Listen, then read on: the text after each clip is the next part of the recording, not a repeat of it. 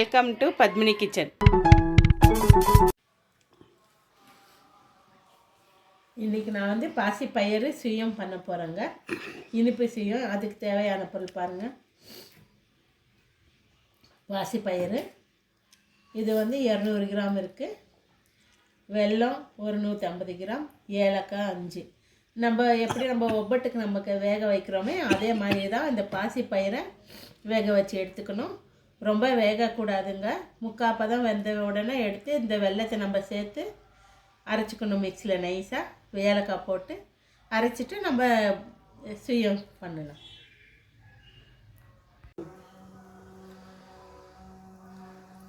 பாருங்கள், பருப்பு வடிகட்டி வச்சுருக்கேன்.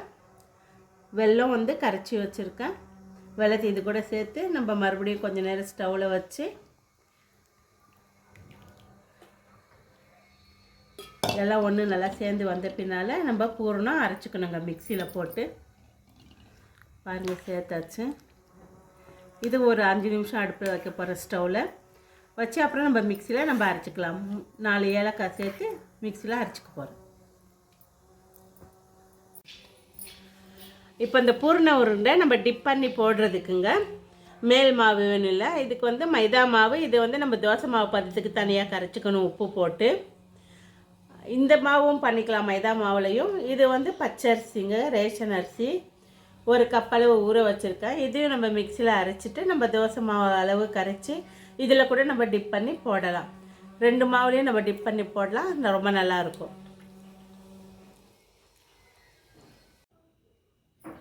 பாருங்கள், பூரணம் மிக்சியில் அரைச்சிட்டு உருண்டை பிடிச்சி வச்சுருக்கேன், சின்ன சின்ன உருண்டை. இது வந்து நம்ம ஒவ்வொட்டுக்கு பண்ணுறோம் இல்லைங்க, கடலப்பருப்பு பூரணம்.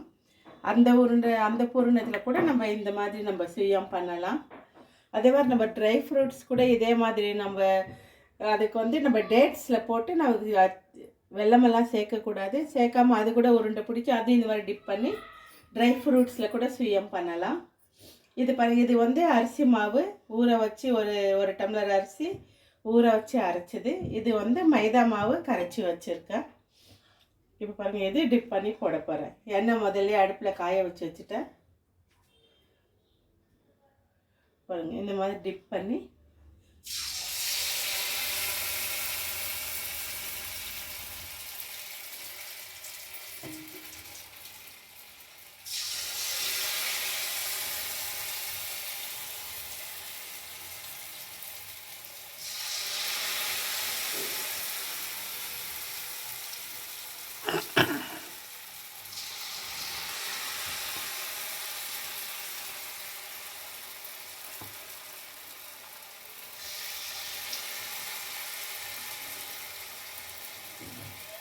எல்லா பக்கமும் சிவக்க வந்த உடனே நம்ம எடுத்துடலாம்.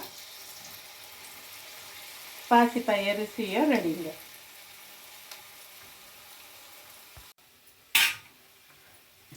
இப்போ பாருங்கள், இது வந்து மைதா மாவில் டிப் பண்ணி போட்டுட்ருக்கேன்.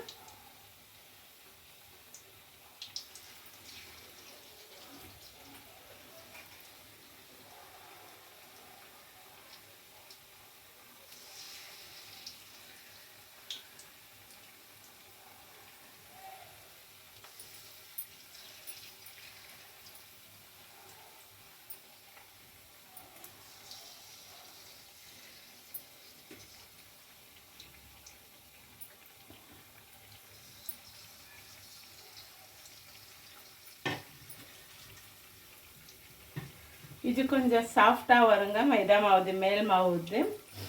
அதே நம்ம அரிசி மாவில் பாருங்கள், இது நான் எடுத்து வச்சுருக்கேன். இது கொஞ்சம் ரஃப்பாக கொஞ்சம் கிறிஸ்பியாக வந்திருக்கும்.